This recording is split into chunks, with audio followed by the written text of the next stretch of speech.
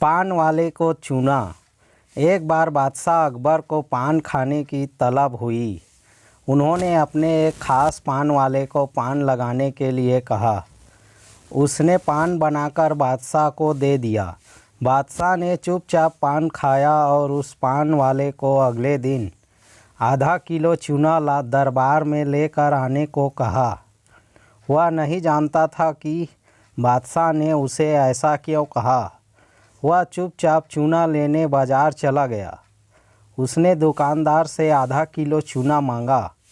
दुकानदार ने उससे पूछा कि इतना चूना क्यों खरीद रहे हो। उसने बताया कि किस तरह उसने बादशाह को पान दिया था। दुकानदार को समझते देर न लगी कि कुछ गड़बड़ है। उसने पान वाले को समझाया कि दरबार में चूना लेकर जाने से पहले बहुत सारा घी पी कर जाना। उसने सलाह मानकर वैसा ही किया और दरबार में जाने से पहले खूब सारा घी पी लिया। दरबार में पहुंचने पर बादशाह ने उसे सारा चूना खाने को कहा।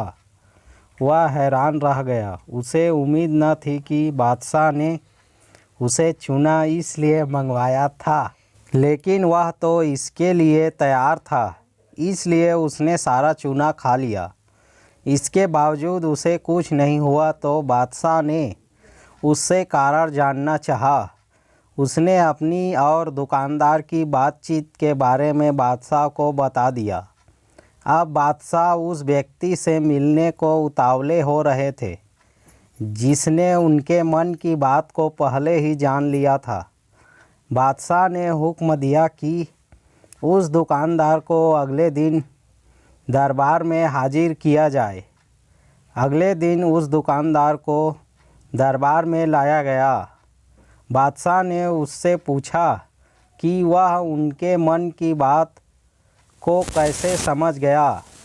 तब दुकानदार ने कहा, हुजूर, जब यह आदमी मेरे पास चूना खरीदने आया था तो मैंने इससे पूछा कि इतने चूने का क्या करोगे। मुझे इसने बताया कि इसने आपको पान बनाकर खिलाया और फिर अपने उसे चूना लाने का हुक्म दिया। तब मुझे समझते देर न लगी कि ज़रूर गलती से इसने पान में चूना थोड़ा ज़्यादा लगा दिया होगा, जिसे बादशाह के मुंह में छाले हो गए होंगे।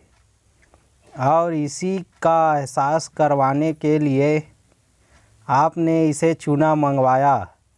मैंने इसे सलाह दी कि दरबार में जाने से पहले घी पी कर जाना, जिससे अगर तुम्हें चूना खाना भी पड़े तो उसका असर कम हो जाएगा। यह दुकानदार और कोई नहीं, बीरबल ही थे।